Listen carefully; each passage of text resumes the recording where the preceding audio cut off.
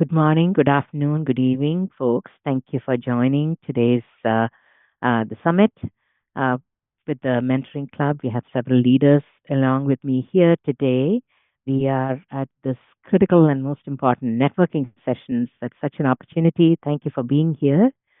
Uh, just to introduce myself, my name is Manju Abraham. I'm an engineering executive and as VP of engineering at different organizations like Hewlett Packard Enterprise, Delphix, and before that, I was at NetApp and HP. I'm passionate about mentoring and supporting women and um, especially those underprivileged and bringing diversity and inclusion into workplaces. Um, and I'm really thrilled to be here with all of you today. And it's an opportunity to connect and then move forward and lead forward.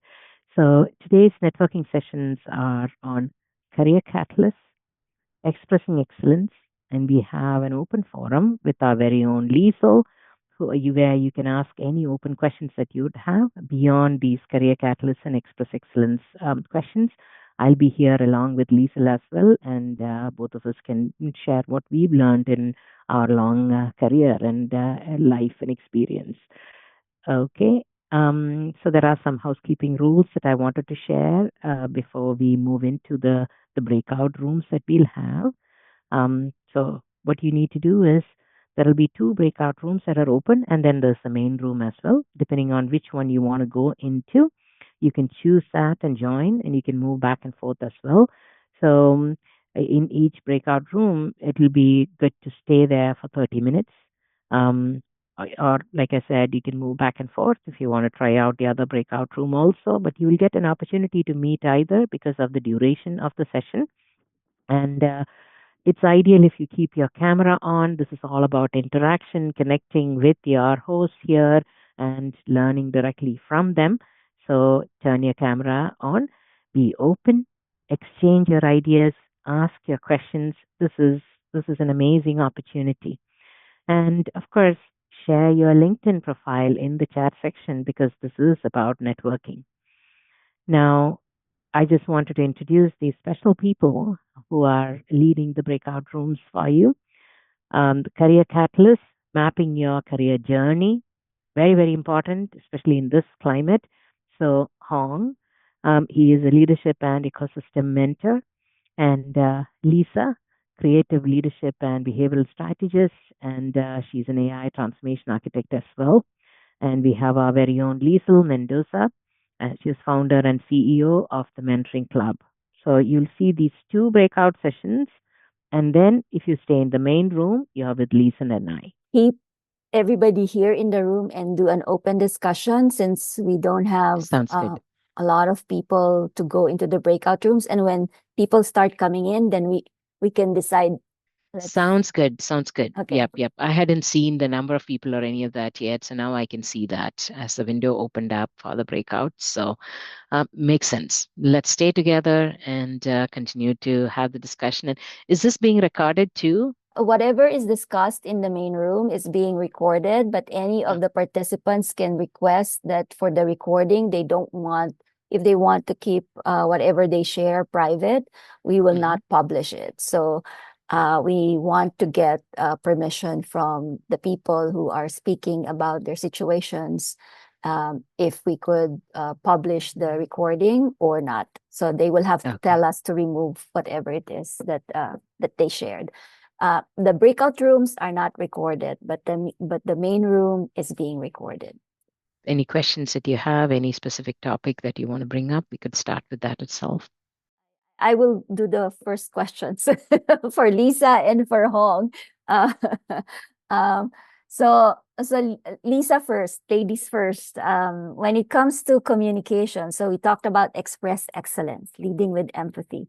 So when it comes to communication, what do you think what would you suggest for like an entry level, a mid-career level, an advanced career level kind of situations?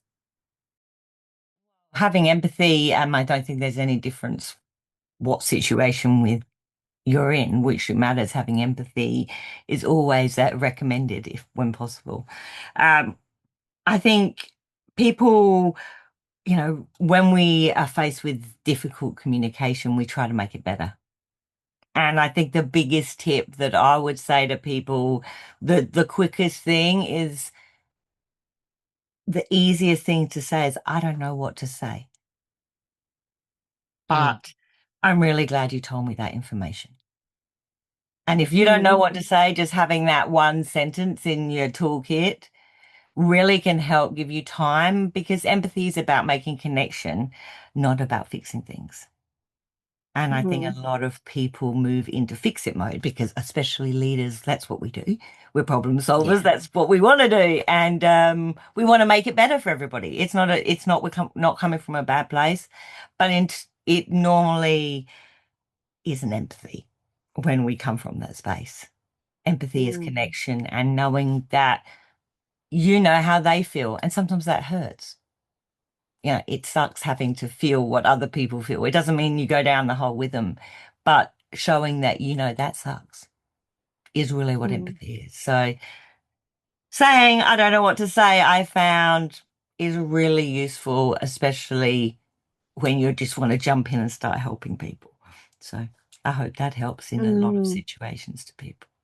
And the reason why I thought about the different the different career levels, or the different career stages, like entry, mid-career, and advanced career, is because I'm thinking the entry folks would be sort of like feeling how they're going to relate to their managers, feeling how they're going to relate to their peers, especially if you're a new employee, right? So I was thinking that would be some kind of a different perspective when it comes to communication. And then when you're in your mid-career, you're trying to balance between how to communicate between you and the people who are new coming in, and then you and the VPs or the president of the company. Uh, so you, and then when you're way advanced, and then you're looking after those other levels that are under you when it comes to organizational structure. And I get the sense that yes, empathy is the key to effective communications, but from a practical standpoint, what do those people in those different stages may have to consider or may have to think about in terms of skills? That's what I was thinking. In terms of skill sets, I think there's really being curious. That is one of the biggest skill sets you need, really, at any of those stages. And I think, again, saying, how did that feel? Can you explain this to me more? Or even when you're coming in early, being able to say, I don't understand. I think that's when mentoring really is wonderful in a workplace. Having people, even if your peer mentors at the same level, people who are sharing the same problems that you have, can make it just, again, feel like connection. You don't have to fix it at any of the stages. It's about just listening to people.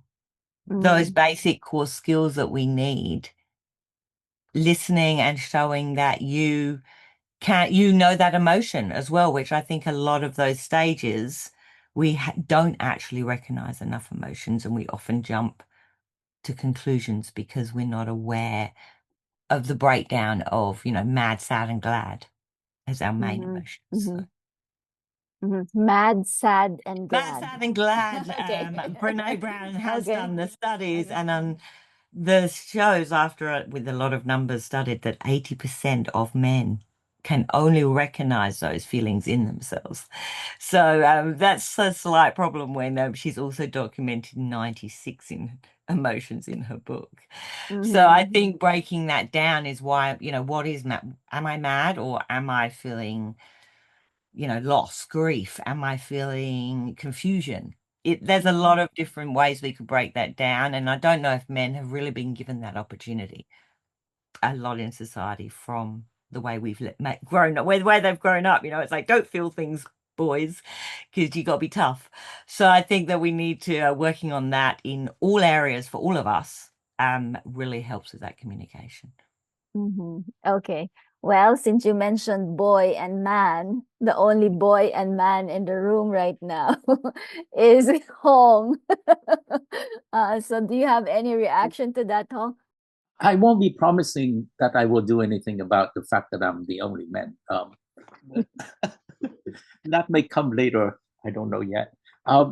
Okay, so with regards to career planning, there's something I want to share here, especially for Wang, who's coming in the room. Thank you for joining us. A lot of times, the first thing that people think about are is, where do I want to go, right? What kind of position? I think the first thing is what kind of position, and then what kind of industry, and then, what do I want to do? I think that's really taking it from the wrong end. The first part literally is where should I be going? Where am I heading? Where should I be going? Because wherever you go, I think regarding a career, I don't mean a job that is going to pay you, and then, if you find a better job that pays better, you move. Okay, that is very transactional. When I talk about career, that's not a career. That's just making more money. Okay, and sooner or later, people will know. I mean, you're just here for the money. Okay. Increasingly, that's very difficult to do because people need you to be completely there, right?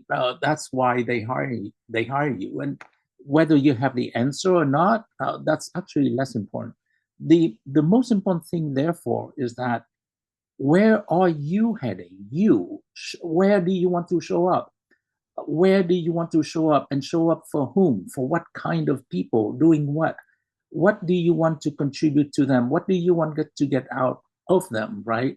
I had a talk with a very good friend of mine, and she retired too. So we just exchanged stories. And I was saying, I'm very leery of people that I deal with in an important way, where the stakes are high and I will depend a lot on them. And if I cannot tell what's in it for them, if I just cannot formulate for me and have a good feel what's in it for them to do this, then I know I cannot rely on them. Something happens, they move elsewhere, and whatever I need from them, it won't be coming, right? So very dangerous. It's a very dangerous world out there.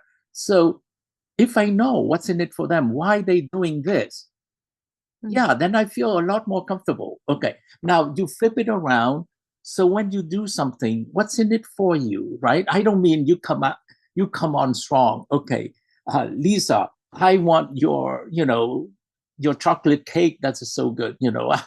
I'm hanging around to get the chocolate cake. No, that's not what I mean. But they need to be clear. You're doing this to get something, and they have control over. That sort of thing, right? And that's where relationship will start developing. So for that matter, the first step is to know you, to know yourself. Where are you heading?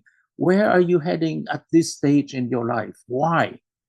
Those things are really important. You need to map that out and get a feel for yourself, because you are responsible for that. Nobody else is.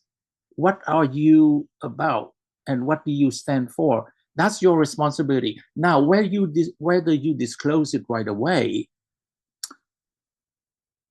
to be seen. It depends on the situation and all kinds of things. Maybe what you are up to is going to be completely contrary to their interests, right? Your interests don't align. In which case, you don't want to disclose so bluntly. That is very bad manners, for that matter. But on the other hand, at some point, things will have to align. So the big word is alignment. How do you discover and find alignment?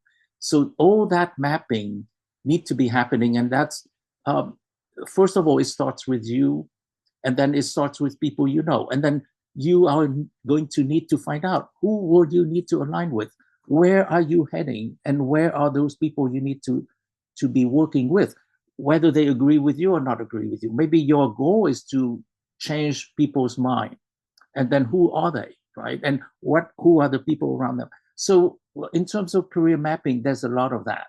That's what I'm saying. And now, as I say that, I realize you may be thinking, Oh, that's a whole lot of things to do. Okay. Used to take months to do that sort of thing. I want to share with you that nowadays with AI, you can shorten that quite a lot. Okay, that's my opening. So, in my own experience, when I started my career, a lot of it was being obedient to my parents and what they wanted me to do, for Oh, example, right?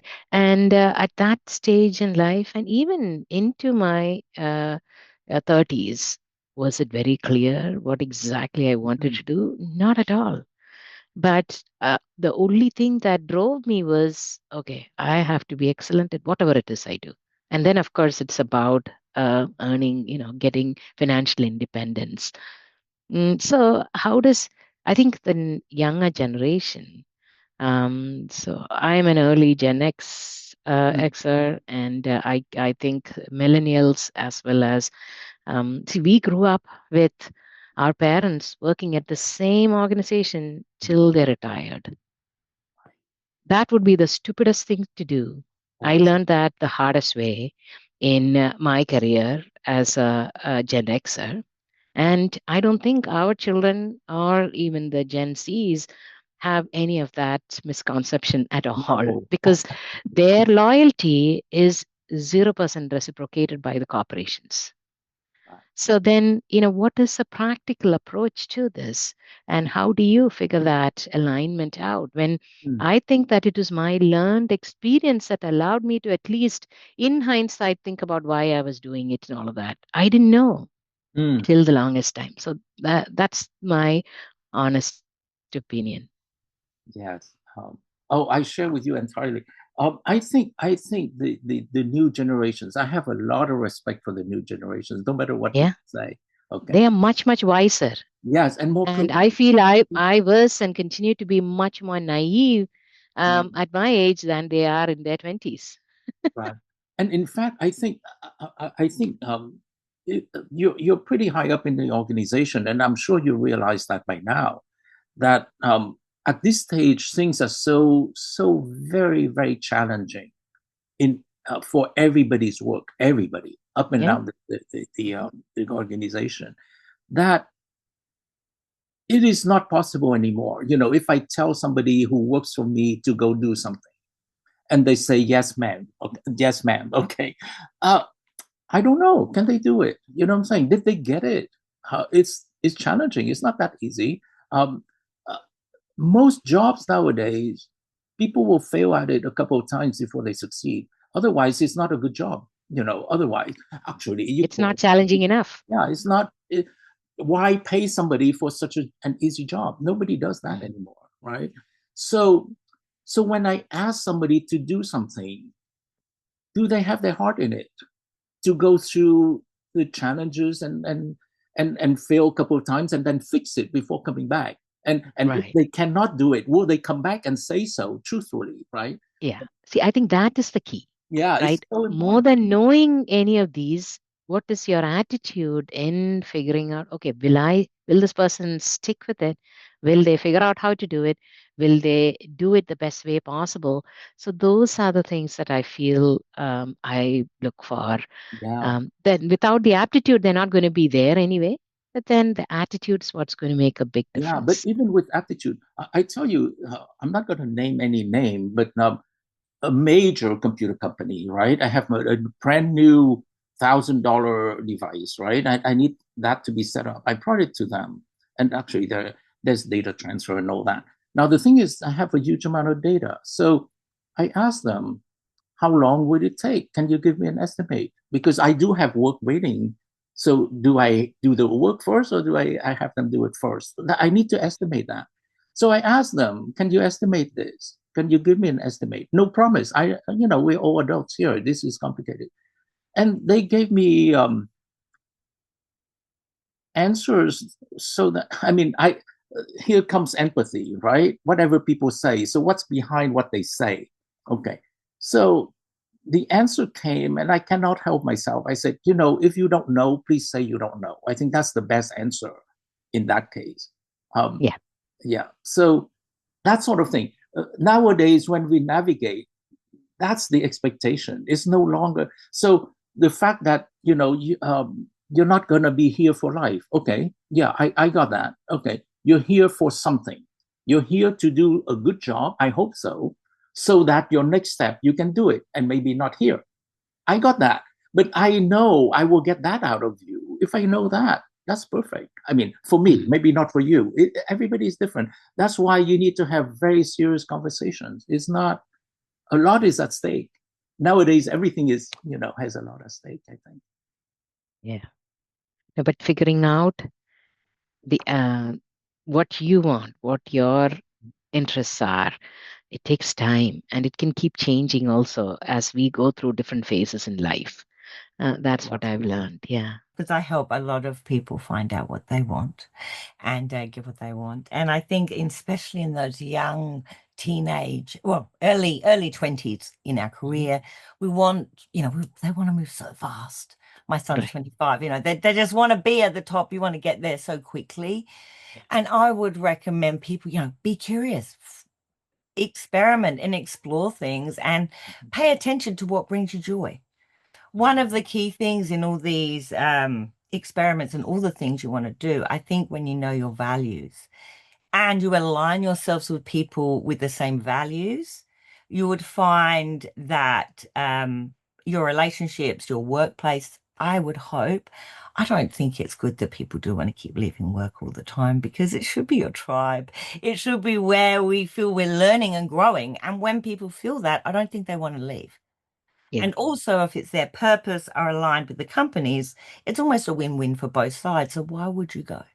Because you have autonomy or going with your values. It's way easier to work for a company than jump in, be on your own, like I have for most of my career. But I think just that paying attention and knowing what's important to me. But in your early 20s, it is hard, and follow all those journeys, because they seem like they are useful later on in life, the things you learn. Yeah. Being curious, it kind of helps you Yeah. figure out. And That's for me, the thing really, was, I was interested in a lot of things, right? It's not just one, but I wanted to do well in everything that I touch. That was there. So, but I when all of these mentorship kind of discussions started, I would hear a lot of advice on follow your passion, and I don't think that is necessarily a very good advice. Do things that you're interested in is very clear, but many people may not have one passion. What does that mean? Right, to others who may, yeah, I had too many probably, right? But then those are things to kind of understand also. And like Hong said, everybody's different. well, I'm 53, and I still don't know what I want to do when I grow up. And There you go. and I do think as well, when you say in the past, was different, and our parents, my husband's just turned 70 this month, and he has had over 5 or 6 careers. Both of us have had careers in different areas. So it's not, there wasn't one way then. I think it's always been a world where changes happen. There's always been different ways of doing things, and there's no right way. It's Yeah. what feels good for you and you're enjoying the journey. I think that's you shouldn't be in a place where you think, I don't like this every day. That And part is that's the most most important. important thing. To, That's the most, you're having yeah, fun on the journey, because yeah, really don't know that there is a destination or an amazing goal that you're going to find out. yeah, So when you let that go and just say, well, I feel like I'm going somewhere and it's somewhere I want to be, and I'm enjoying the journey and seeing what's yeah. The opportunity. journey part. I'm older than you, but I'm learning every day, staying curious, and so with AI, there'll be a lot more changes. Hong, I wanted to ask you about that. Right. It's very hard to predict, but I can see a picture forming at the rate of change itself. And there's a lot of fear among people when you talk about career. Right. So earlier it was about, okay, you go to college, you build up an expertise, and then you start finding a role in that field because you chose to spend that much for college because you're interested in that area. That was the history so far. But with AI, knowledge, expertise, and all of that is just becoming It's just basic, right? It's like when I was studying, maybe Hong, yeah, you and all of us, when we were studying, we had to remember a lot of details, and we remembered data that was interesting. When our kids, the millennials and Gen Zers are studying, they had Google, so they don't remember much of those kinds of details at all. The way they communicate, all of that is kind of quite different because of the technological advancements. But what happened over the last 50 years, it's going to happen at that rate is going to happen in the next in 2 years. It's already happening, right? And that pace is accelerating. It's exponential.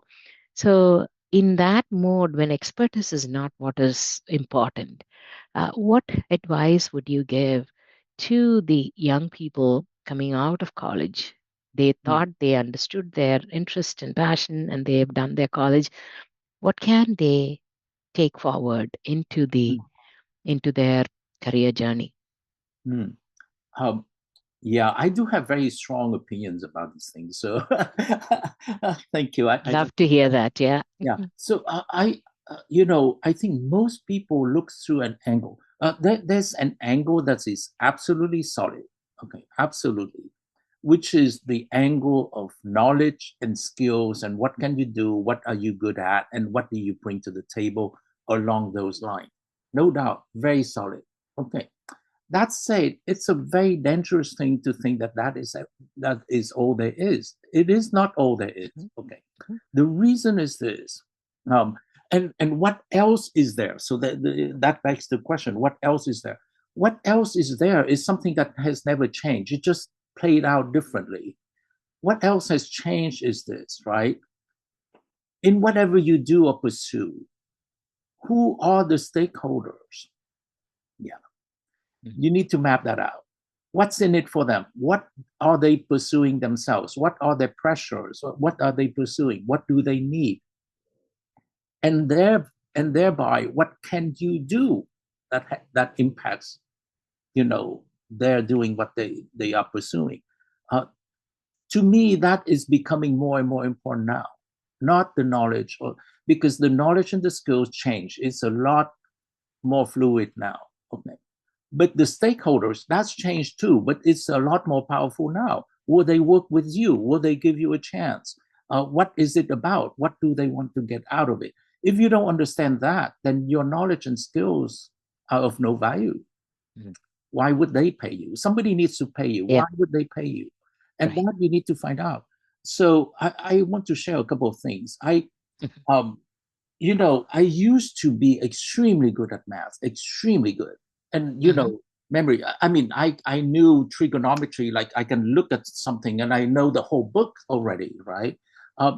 And then I came here where people are not so good in math. And then, you know what? A friend of mine, she showed me, she typed this thing into the computer and it spit out the answer. And I said, oh, damn, okay. She didn't even need to think about it. So I changed. Since then, I never studied math anymore. Okay. Yeah. Why? What for? Okay. And lo and behold, I used to be able to read maps until a friend of mine who is much wealthier, and she had her GPS and she just punched it in.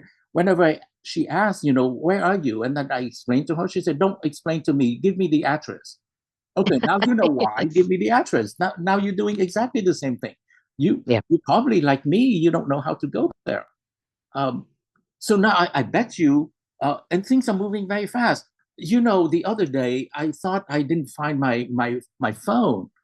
And I said, if I don't have my phone, I don't know who to call because I don't know their number. I can. There was a time when we used to remember so many numbers. Yeah. Yeah, I don't know the number. You remember them. I don't know why. They're still in my head. So we are changing. So to your point, exactly. We are now using all these tools. So are we useless? No, we're not useless because we are using the tool to do something else.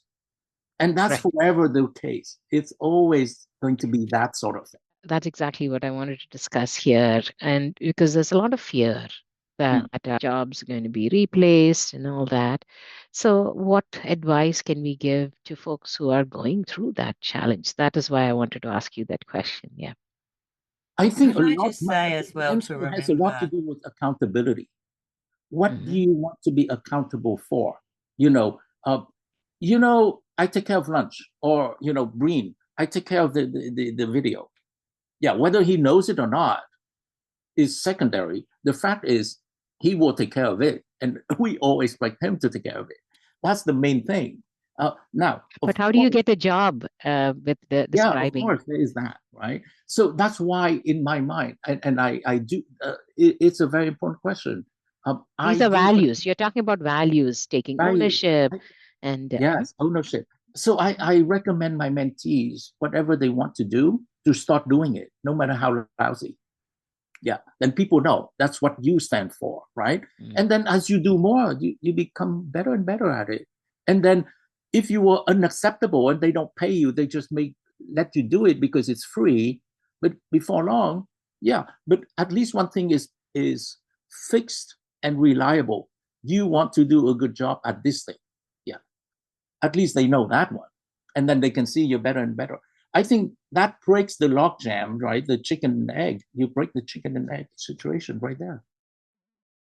So timeout. Oh. I see that Aditi joined us also. Again, Aditi, just FYI, we're staying in one room because we're a small group. So the topics are about career planning and development, as well as communication skills. And so we were just going around asking each other questions. And we'd like to encourage all of you, Weng, Alyssa, and Aditi, to please join us when you're comfortable. At least introduce yourself to us, because this is a networking session, so you can take the courage to get out of your comfort zone and just let us get to know you. And you can ask questions as well. Yes. Could I just add something on? We'll carry on with that topic on being worried and fear. I see a lot of this in the workplace, and we don't make very good decisions when we're in a place of fear, and scarcity. And really, right now, more than any time in history, we need to make better decisions and have leaders who can make good decisions. So I think helping people with that fear is really important. But one thing to remember with AI is, like Hong said, he had a tool. I did maths at uni, and we have a calculator. And at uni, we learned the Dewey system to get access to all the information that was at universities. Now AI has given us access to that knowledge. It's a tool to give us access to an amazing amount of knowledge that humans have had. Knowledge is not intelligence. Human intelligence is collective. Human intelligence is not the same as having a lot of information. Like a library is not the same as Einstein. And I think that's what we have to remember. As we said, again, it goes back to human skills of making decisions. What are your values? How are you behaving is what is important for us to really focus on right now. Not be worried. My industry, we have had lots of change. When no computers when I started, there was lots and lots of jobs lost. The only people who are not in a different career now were the ones who really, really fought the change. They still can't use a remote when they're sitting on the couch. So that is a choice. We have a choice to lean in and, again, be curious. And I think that if you go in with that behavior, and like Hong said, you go in, you start doing what you want to do. Yep. And that sometimes it is for free. When I wanted to start teaching, I went in and, sometimes we don't ask for permission. But we start doing what we want to do. And because you're doing such a good job, then you become an essential part and people give you opportunities and you learn in the process. I think it's good to practice when you're not being paid. So find places where you volunteer. Find places where you feel good about what you're doing. It's not a waste volunteering. And when I've been in Papua New Guinea for 5 years, and the gift I have from learning to teach, from practicing my own work, from teaching them AI, the joy.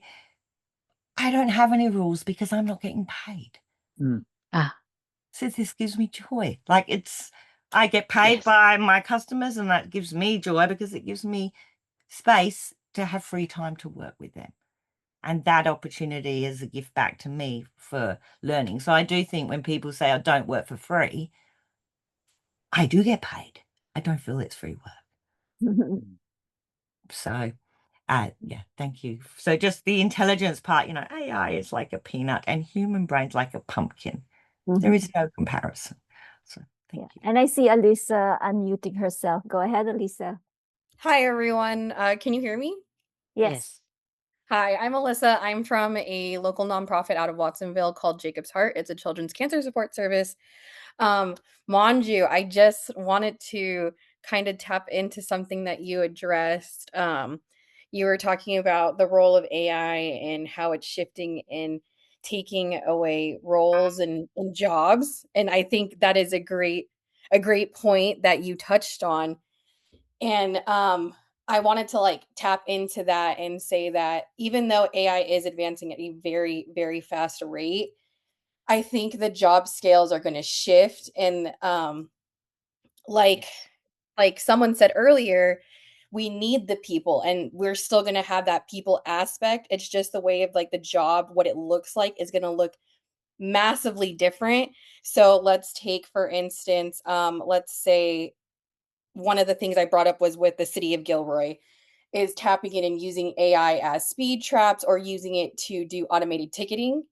Yes, it may take away jobs from policing, but what they're not seeing is that there needs to be someone behind the lens who's approving all of the things that are being captured by AI. So there's still going to be a human role within it. It's just people are going to need to adapt to the change and be on that train.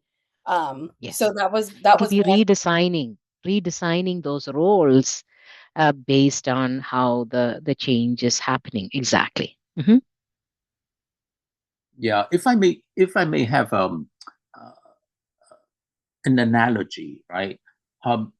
Yeah, if I know somebody who's a barista, right? I can go to that person for my coffee. I mean, that person knows coffee, okay, and knows me. Okay, two important things. That person knows coffee and knows me. That's why I go to her or him. Okay, now let's say that person now uses a robot.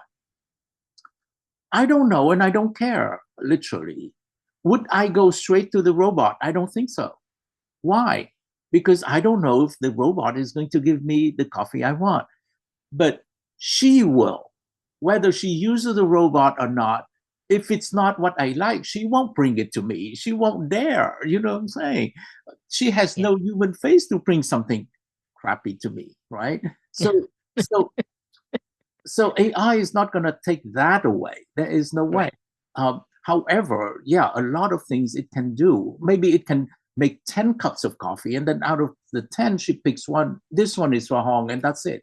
You know, and that's still a job right there. I think that part of empathy and knowledge of who you're helping and what you're getting, and have the discernment that this is good, this is acceptable, this is not, that part cannot go away. That accountability will not go away.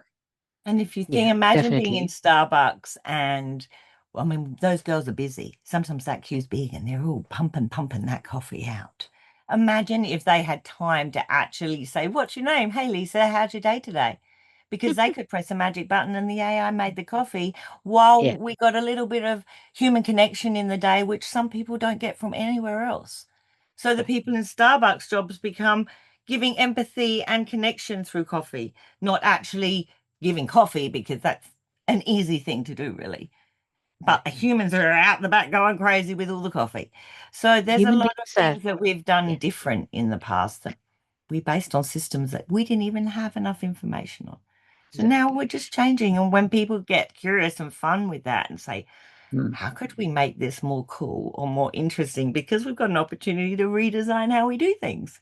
Exactly. Which is exciting. It's not actually fear. It's like the roller coaster can be fearful or exciting. You take the choice on how you're going to make that emotion. So right. So the interesting thing, the example that Hong and you took is about a robot coming and doing the things that are really boring. And rather than that, the human beings being communal beings, how do we give that more time?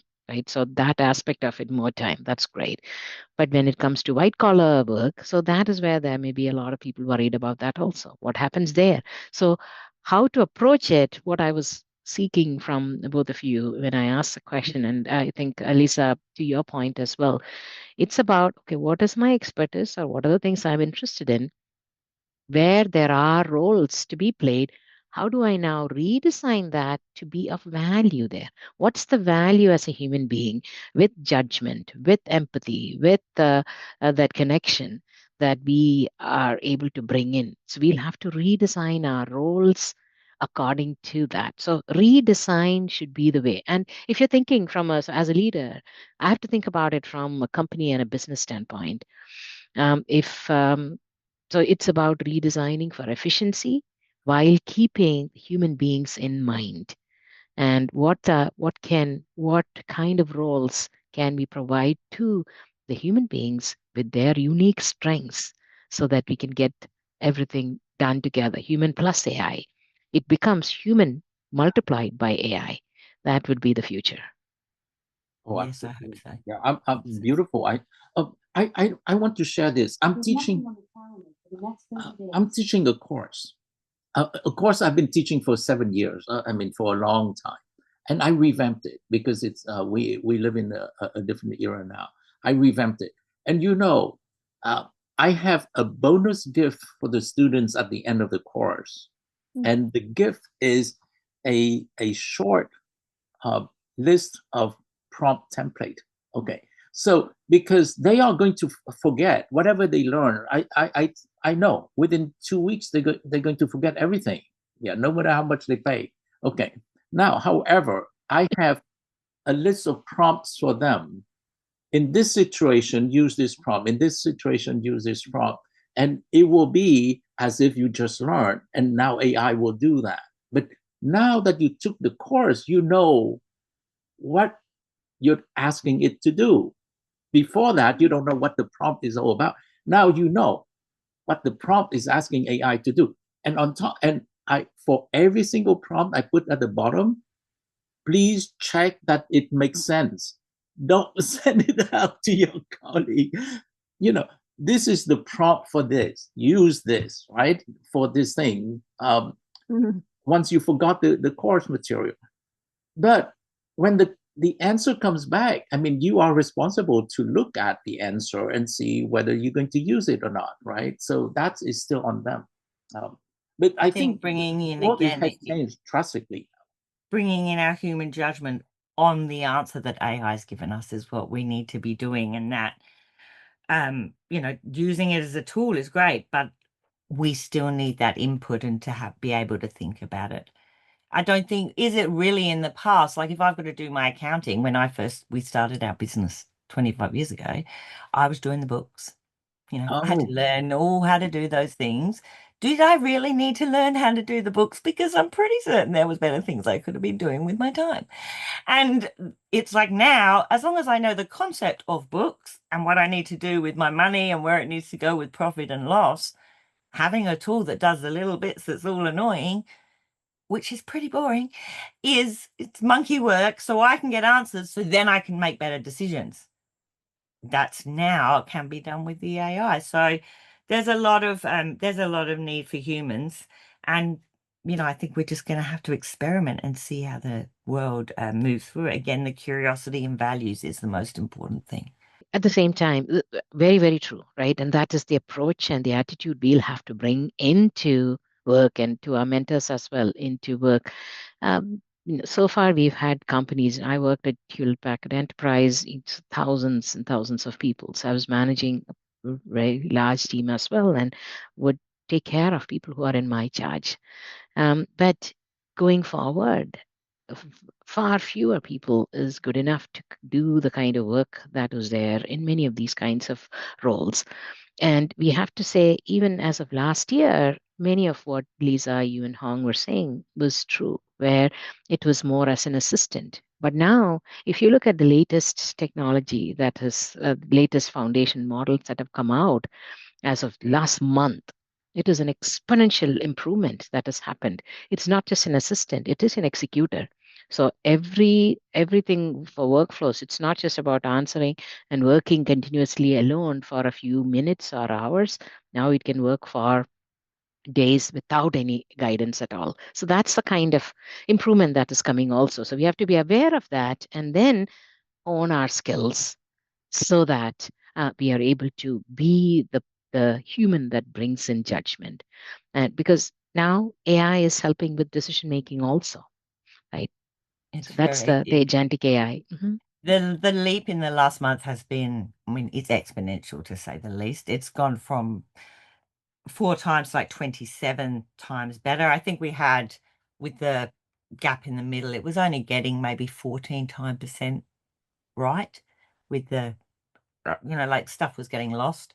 We're now 76% right. That's a massive, massive jump in a month.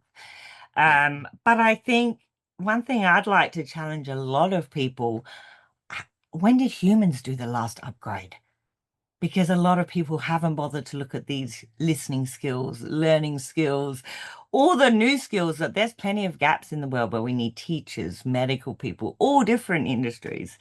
And a lot of people haven't bothered to upgrade their own operating system since they were maybe in their 16. That is amazing. That And is an that's what I've amazing been designing a insight. tool to help you, for humans, to use AI to upgrade our operating systems, because I think there's a very big gap in, there's a lot of improvement that can be made where we can then actually be more useful using AI. So And we didn't have time so far because we were doing a lot of the tasks that we're now too AI busy. We can were too do. busy being monkeys. Yes. Exactly. If I may, Yeah. that touches on something that near and dear to the mentoring club, which is the whole topic of leadership, right? I think there is a huge change in leadership paradigm and and style, which actually that's, I mean, it's good for me actually, because I think the traditional old-fashioned leadership style is, I know what I want and I know how it's done. I need you to go do this for me, and I need that other person to go do that. That kind of leadership is completely obsolete, right? Um, I'm I I'm very used for decades now to work with people where I work with them about, they know a whole lot more than I do. A lot of the people I love to work with, they know more than I Yep. do. Mm-hmm. And I work with them to brainstorm where we are heading and how can that be done, because I have no idea myself. My ideas may be completely impossible, right? Um, so what I'm trying to say is this: if that's how you work, this is a great time. You have a bunch of AI to work with, and then people also, right? Little has changed in that way. But if you work in the way that this is what I want, do exactly this for me, then this AI is not very good for you. I don't think. Yeah. I have kind of like a leadership question, almost like a scenario situation and how you would navigate it. Mm-hmm. Um, so something that I've run into recently is we have a new hire and our organization is we have a lot of young talent on the team. And so this individual is of a completely different generation and she is blatantly made it apparent in everyone's faces. And I'm not one to use that as an excuse for behaviors.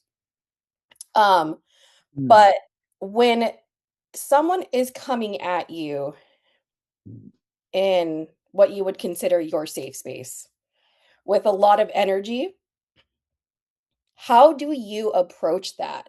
Because I'm one to hit it with logic and I may be saying too much information and that might not be the right thing. Somebody younger, you mean? Is that what you meant to say earlier? No, they're very much older than me, like Older. Okay, got it. within my grandmother's age. Oh, And they're new. Yes.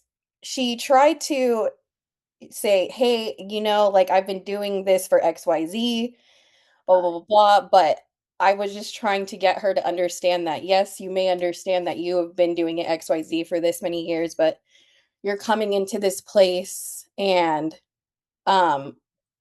you trying to learn the culture pretty much, like, and it just wasn't clicking and it got very aggressive and I completely like shut down where it got to the I can no longer have this conversation. I'm in conflict. I have to stop now. And that's when I knew that I was in conflict.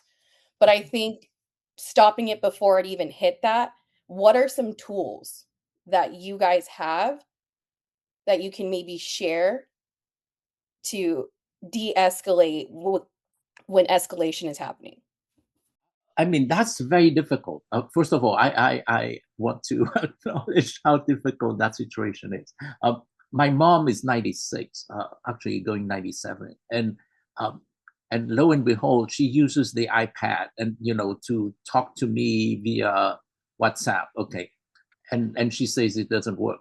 Okay, yeah, it's very difficult. Okay, because of this, people, I mean, we all do, except that we don't recognize our own filters and biases. Of course we don't, because like the fish in water, right? You don't see the water.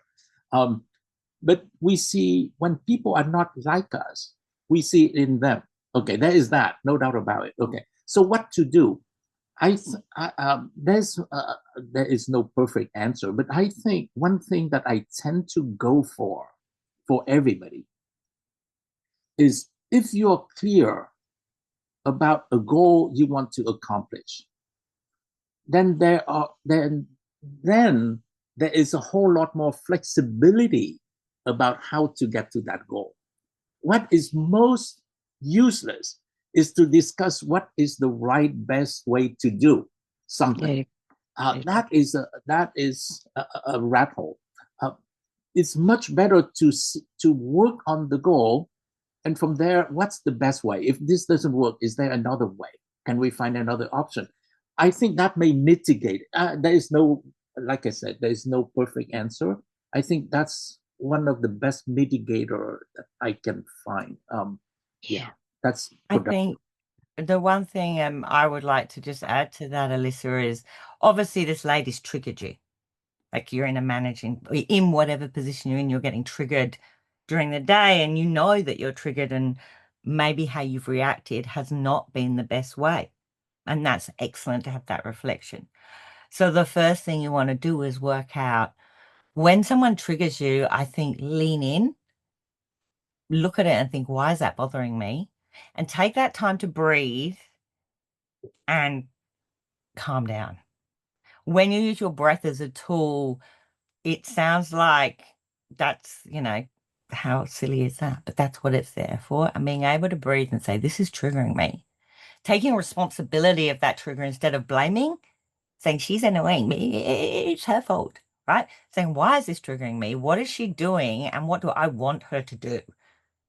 And when you start thinking in that way, you can change the situation because you're taking ownership of it instead of putting it out on her and saying she's causing all these problems, which is very hard to change someone else, especially when they're older. And my husband's 70, I'm telling you, this is hard work. Don't bother. So basically working though, I can change environments. I can change situations so he sees things and makes the choices that I want. And learning how to do that and having time to breathe to do that is when you can take control of situations, because changing other people is very tricky and hard. Yeah. So. I wanted to make a quick point, and then I think we're running out of time also. So the last slides. But I think, Alyssa, the fact that you're recognizing it, that you're triggered, like Lisa said, that's very, very important. The other thing is thinking from the other person's shoes. That has helped me. In this particular case, it's somebody older, and it's her identity probably that she's clinging on to. Right? That is an important recognition which will help you. That thought itself will help you slow down. Having that empathy towards the situation she is in. She is probably trying to cling to that. And so that's the part that will, so de-escalating is a good thing. You're aiming to do that because, yeah, I understand how you've done it so far. Then, but what is your common goal? Keep coming back to that. right? By acknowledging this is how she's done it, you're validating her identity. And then you try to anchor on those shared outcomes, right? So I always try to bring people all want to achieve the same results, like Hong said, then there are different ways to get there. Takes patience, my dear. That's the key thing. I didn't have that either until, So that is when the challenge comes. So think about where are they coming from? Think a little in their shoes and then giving that benefit of a doubt. Okay, it's an identity crisis for the person. That's why that aggression is fear turning into a louder voice. That's why it is coming through that way. So when we understand that, you actually feel sad for them. Then you will be able to calm down. Think about it that way. It's not that it's not going to repeat, it will. But this is how you can handle that. While you're getting up, don't feel sorry for people because that's sympathy. Have empathy because that's the best thing that we want to do. Sympathy sucks. Yes. I think what are people doing the best they can with what they got right now is a really cool thing to take away with you. And I don't know if that's true always, but it's much better for me when I think that it is. Yeah. So, right. I hope it helps you it more. helps me when I think just they're like doing the best forgiveness. they can. What's bothering them? Yeah. And that helps me if I come in with that instead of taking it on as my problem. So right. Just thank you for the like lovely forgiveness. talk. We are not forgiving for them. We are forgiving for ourselves and Yeah. our own peace of mind. It's a gift. It's almost selfish. It's almost a selfish gift to feel generous. Right. Have This that is empathy so with awesome, you three. Thank you so much for that insight. It was very much needed, and thank you so much. You're welcome. You're welcome. I'm glad. Aditi, Thank you you didn't for get the to ask question. questions. You can reach out on LinkedIn and maybe we can help. So meanwhile, please take the survey. And there is free stuff that is given based on the number of surveys that you're able to take for the sessions attended. Being a mentee or a mentor, please sign up as well. And then there are workshops. I've attended one of these with Mo. He's amazing. So, like that, I'm not sure who else is giving the rest of the sessions. I'm sure these are excellent too.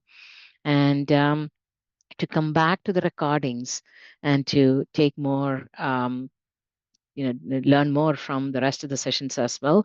Here is the cost, and because of the 10th year anniversary, there's a 10% discount as well. So thank you all for being here, and then next session is right here. Please join that as well, and enjoy the journey. Thank you.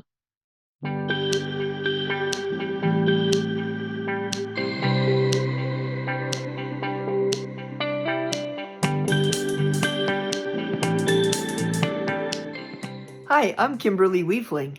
I'm a leader, and I look for how to make impossible merely difficult and then eventually inevitable. Yep, when something so-called bad happens, I dig inside the doggy poop for the diamonds and figure out what does this crap make possible.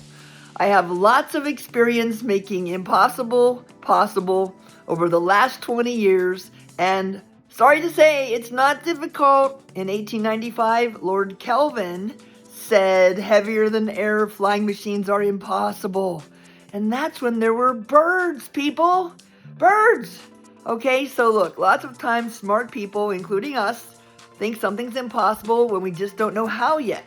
Now here's the two things we need to overcome to get from impossible to merely difficult and then eventually inevitable. First, overcome learned helplessness.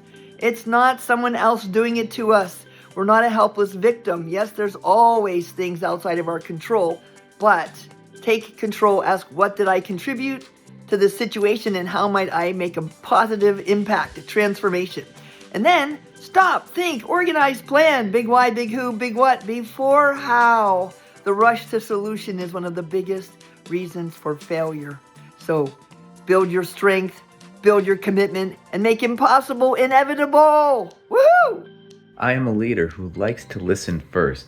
I cannot say the number of times where I've been in conversations with mentees, with my mentors, with business clients or whoever, that by just listening, you hear what they really are trying to tell you what they really want to get accomplished and what are the path forward to make it a win-win for everyone. I'm so surprised with how many people think that, well, I should be doing all the talking, or if you're not saying something, that means you're not important, or whatever the thought process is that many people have for always talking and not listening. But then when one just is quiet for a moment, really trying to understand, it gives them the opportunity to follow up with questions for that situation, for that opportunity. And those questions normally are the best way to lead to some meaningful results for everyone involved. So as a leader, I like to listen first. Hi, I'm Dr. Leslie Peterson. I'm a mentoring specialist and I work with the Mentoring Club as a mentor and an affiliate. My leadership is in the mentoring space and communication, particularly with leaders. My work is very values-based. I believe that, and from experience in my own space as a mentee until I sort of moved into the realm of mentoring and being a mentor, that values and integrity are just so pivotal and crucial for that relationship to work, and for the person who's getting the mentoring support or support in any of their professional or personal development that they are having, that's actually what leads it and what guides the interactions, the communication, the conversations, and obviously the outcomes from that. Personal story is probably a whole lot of that. And certainly for me, when I watch mentors grow and develop in their confidence and their ability to support others and their real desire and passion to do that, I really know that I'm making a difference in the work that I do and in that leadership role that I take. That is the way that I lead forward in my business, in my personal life and professional life.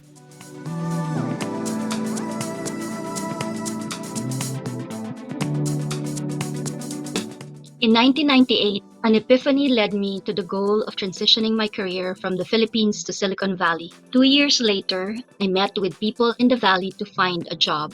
The dot-com bubble was bursting. I didn't get a job, but I met over 150 people. In 2002, 3 of my contacts hired me. I joined their internet consulting company. 8 years later, I became Chief Operating Officer and part owner, then exited in 2020 to focus on the Mentoring Club, my give back passion project. The Mentoring Club connects working people to accomplished leaders for leadership development mentoring. With a growing community of hundreds of mentors, mentees, volunteers, donors, and partners globally, we are changing the world one leader at a time. What is my vision for the Mentoring Club? When I started the Mentoring Club in 2016, I declared that our mission is to provide a mentoring community for young leaders. When we launched, not only young leaders signed up, mid-career people and advanced career people signed up. And so we evolved our mission to provide a mentoring community for aspiring and seasoned leaders, where seasoned leaders refer to both the mentors and the mentees. Today, anywhere in the world, we help working people find mentors who can guide them to develop the skills they need to achieve their career and life goals. We help mentees fulfill their goals through meaningful work that creates positive impact in the world. We believe that when we're doing meaningful work, that's when the leaders in us come out, because we care about the results. And when we care about the results, then that is how we can make a positive impact in the world. Ultimately, my vision is that as mentees become successful leaders, my dream is for them to become mentors to others. And that's how the cycle of giving back can continue, hopefully without end, hopefully even long after I'm gone. One of the ways we attract people into the Mentoring Club is to share our leadership core values. Our anchor values are trust, leadership, and community. Under trust, we believe that integrity, honesty, and commitment are what make us trustworthy as individuals and professionals. Under leadership, we believe that health, vision, and execution are all needed to be successful leaders. One without the others pretty much leads to nothing. We have to have all of them. And It is understandable that not all of us will be great at both visioning and execution. So if you're great at visioning, find somebody to help you execute. And if you're great at execution, find somebody whose vision you can support and help execute. That way, both of you can become successful leaders. And the last anchor value, community. Under community, we believe that humanity, contentment, family are the social grounding forces that make us feel fulfilled and happy. At the end of the day, even though we're successful as leaders, if we don't have anybody to share that success with, then it will be a lonely success. And so we encourage everybody to think about their values. And if those values align with ours, then this may be just the right community to be a part of. What is the mystery to life? It's fulfillment. Feelings come and go. Values kind of get you through the pain. They get you through the good times. They get you through a lot of things, but they are a higher level of consciousness and meaning. I'm Professor Pete Alexander.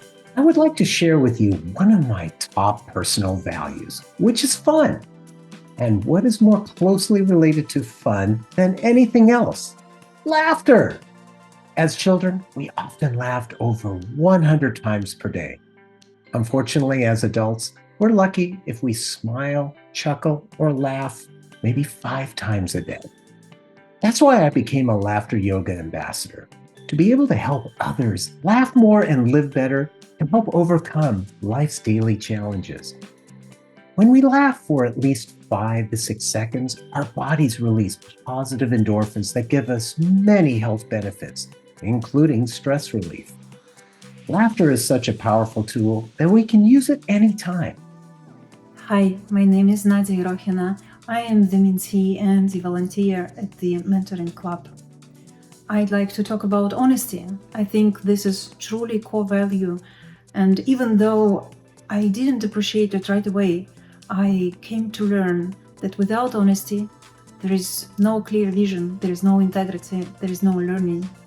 Okay, I started with some level of illusions about how life works and who am I, and it took me a while to start learning in more details, and further I progressed, further I needed that honesty to accept some limitations that I have, to accept some limitations other people have.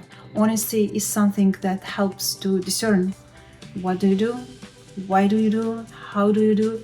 Everything only works when we are honest, and I'd like to hear more stories about that and hope you have a good one.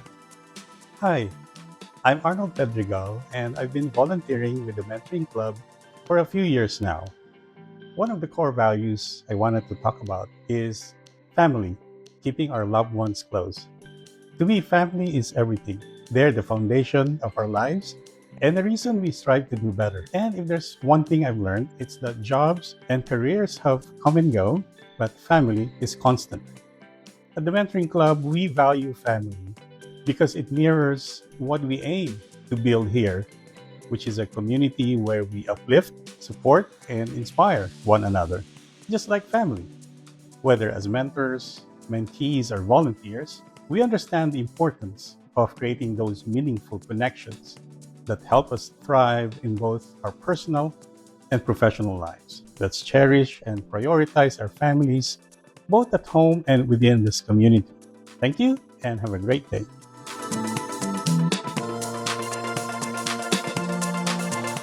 Hi, my name is Emily Hu, and I am a leader.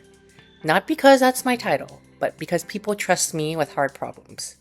I lead forward by doing the work first. I build, I test, I fail fast, and I tell the truth about what I learn, whether it's engineering, clinical operations, investing, or professional sports. I don't ask others to take risks that I haven't taken myself. I mentor by raising standards and supporting at the same time. I don't lower the bar to make things comfortable. I help people to build the skill, judgment, and confidence to clear it. I believe leadership is about leverage, not control. My job is to see patterns early, remove friction, and give people clarity so that they can move faster than they thought possible. I lead with accountability and I lead with experience. If something works, the team gets credit. If something fails, I own it and we fix it. And I lead by investing in people before they're obvious bets. The future isn't built by perfect resumes. It's built by capable people who are willing to learn, adapt, and act. That is how I lead. Forward with purpose and with others, not ahead of them.